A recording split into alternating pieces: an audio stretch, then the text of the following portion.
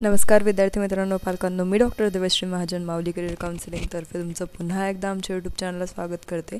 आज आपला जो राऊंड 3चा रिझल्ट आहे MBBS BDSचा म्हणजे ग्रुप एचा, तो आता फायनली लागलेला आहे. ज्या गोष्टीची आपण आतुरतेने आतापर्यंत वाट बघत होतो.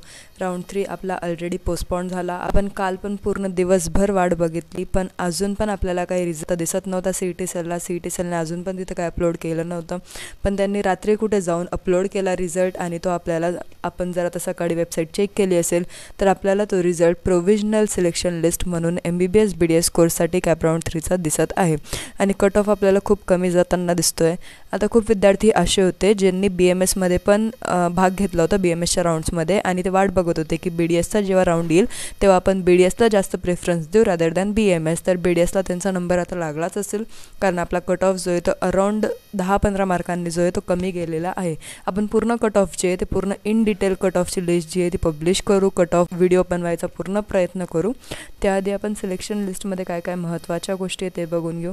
इथं आपल्याला नो प्रेफरन्स दिसत आहे. नो प्रेफरन्स म्हणजे हे जे काही विद्यार्थी आहे ज्यांनी प्रेफरन्सेसच भरले नाही आहे, म्हणजे त्यांनी थर्ड राऊंडला नवीन चॉईस फिलिंगच केली नव्हती, कारण त्यांना जे आधीचं कॉलेज त्यांना भेटलं होतं राऊंड 2चं तेच त्यांना परत पाहिजे असेल, म्हणून त्यांनी चॉईस फिलिंगच केली नाही. सर्वात महत्त्वाची गोष्ट, इथं डिस्क्वालिफाईड म्हणजे अलॉटेड बाय MCC, इथं डायरेक्टली डिस्क्वालिफाईड म्हणून दिसत आहे. तर डिस्क्वालिफाईड का दिसते? कारण यांना ऑलरेडी MCCमध्ये थर्ड राऊंडमध्ये यांना अलॉटमेंट झाली असेल, म्हणून यांच्या नावासमोर डिस्क्वालिफाईड येत आहे. कारण जर तुम्ही ऑल इंडिया कोटामध्ये भाग घेत असाल आणि जर तुम्हाला ऑल इंडिया कोटाच्या राऊंड 3मध्ये कुठे जर सीट भेटली असेल तर तुम्हाला ते सीट घेणं मॅन्डेटरी आहे, ते सीट घेणं तुम्हाला अनिवार्य आहे. तुम्ही स्टेट कोटामध्ये परत एकदा चॉईस फिलिंग करून सीट नाही घेऊ शकत. म्हणून आपण म्हणतो की आपल्याला आधी MCCचा रिझल्ट बघणं गरजेचं आहे, नंतर आपल्याला स्टेट कोटाचा रिझल्ट बघणं गरजेचं आहे. तर म्हणून जर आपल्याला इन केस AACCC किंवा MCCमध्ये जर आपल्याला अलॉटमेंट होत असेल तर आपल्याला तीच घ्यावी लागेल. आपण स्टेट कोटामध्ये परत वळू शकत नाही. जर आपण स्टेट कोटामध्ये इन केस अपग्रेडेशन केलं असेल तरी तुम्ही तिथून डिस्क्वालिफाईड झाले असणार जर तुम्हाला MCCमध्ये एखादी सीट भेटली असेल तर. इथं इयर मार्किंग डोनर म्हणून हे राहतं, म्हणजे तुमची इयर मार्किंग जी आहे ती डोनेट झाली आहे दुसऱ्या विद्यार्थ्याला जो गरजू व्यक्ती आहे.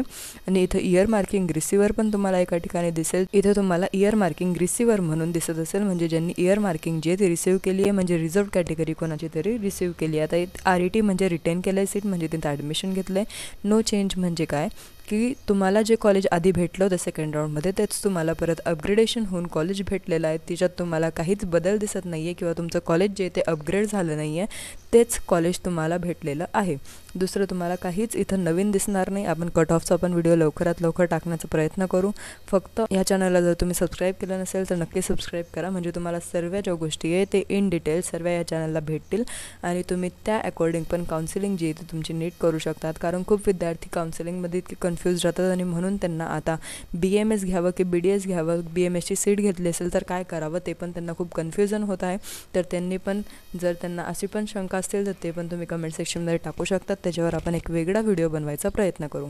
आता सर्वात महत्त्वाची गोष्ट म्हणजे काय की आता या विद्यार्थ्यांनी करायचं काय, तर राऊंड 3मध्ये जर तुम्हाला स्टेट कोटामध्ये सीट भेटली असेल तर तुम्हाला ते घ्यावंच लागेल.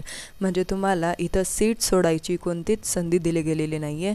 जर तुम्ही इन केस सीट सोडली तर तुम्ही या राऊंडमधून पण बाहेर पडाल आणि त्यात तुम्ही पुढच्या वर्षी डायरेक्ट राऊंडमध्ये अप्लाय करू शकतात. या वर्षी तुम्ही या राऊंडमध्ये एलिजिबल नाही आहे. म्हणजे कोणत्या राऊंडमध्ये, तर ग्रुप एच्या राऊंडमध्ये तुम्ही आता एलिजिबल नाही आहे. तुम्ही डायरेक्ट ग्रुप एसाठी तुम्ही डायरेक्ट पुढच्या वर्षी जे ते एनरोल करू शकतात आणि पुढच्या वर्षी तुम्ही सीट घेऊ शकतात.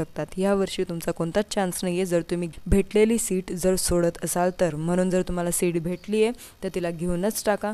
तुम्ही जर घेतली तर वेल अँड गुड, तुमची तिथं ॲडमिशन होऊन जाईल. अपग्रेडेशन नावाची कोणतीच गोष्ट आपल्याला राऊंड 3मध्ये भेटत नाही. आपल्याकडे फक्त 2 चान्सेस आहे, एक तर ॲडमिशन करा, नाहीतर मग डायरेक्ट ॲडमिशन नका करू, म्हणजे डायरेक्ट ह्या राऊंडमधून बाहेर पडा. B आणि ग्रुप Cसाठी तुम्ही आता पण एलिजिबल आहात, पण तुम्ही ग्रुप Aसाठी आता एलिजिबल राहणार नाही. तुम्ही ग्रुप Aसाठी डायरेक्ट पुढच्या वर्षी एलिजिबल राहणार. म्हणून एक तर ॲडमिशन करूनच घ्या. ॲडमिशन नाही करण्याचे कारण आपल्याला खूप जास्त लॉस दिसत आहे. इथं ॲडमिशन करताना फक्त कॉलेजवाल्यांशी एकदा कॉन्टॅक्ट करा की आम्हाला काय काय आणावं लागेल. तुम्हाला DD मॅन्डेटरी आहे, तुम्हाला ॲडमिशनसाठी अलॉटमेंट लेटर मॅन्डेटरी आहे. तुम्हाला अलॉटमेंट लेटर जे ते तुमच्या CET सेलच्या वेबसाईटला भेटून जाईल, जिथं तुमचं प्रोफाईल स्टेटस राहतं तिथं अलॉटमेंट लेटर ऑलरेडी अपलोड केले गेले, तिथून तुम्ही डाउनलोड करा. नंतर तुमचे सर्व डॉक्युमेंट्स जे ते फिजिकली सेल्फ अटेस्टेड फॉर्ममध्ये म्हणजे 3 किंवा 5 झेरॉक्स झेरॉक्स कॉपी आणि त्यात पेनड्राईव्हमध्ये पण ते राहिले पाहिजे. तर हे 3 गोष्टी तुम्ही लक्षात ठेवा की डॉक्युमेंट्स आपल्याला आपले ओरिजिनल पण, झेरॉक्स कॉपी पण, ते पण सेल्फ अटेस्टेड, आणि काही डॉक्युमेंट्स PD पण आपल्याला ठेवायचे आहे. PD साईज त्यांना विचारून घ्या की किती ठेवायची आहे. स्पेसिफिक KB ते साईज सांगत असतात, 300 किंवा 800 KB तेवढी तुम्ही त्यांना प्रोव्हाइड करा. आणि अजून DD किती न्यायचे, 1 की 2, ते पण त्यांना विचारा. आणि स्टेट कोटामध्ये फीज जेवढी असेल, जेवढी आपल्या वेबसाईटला अवेलेबल असतील तेवढीच देण्याचा प्रयत्न करा. बाकी जर काही पण शंका असल्या नक्की विचारा. धन्यवाद.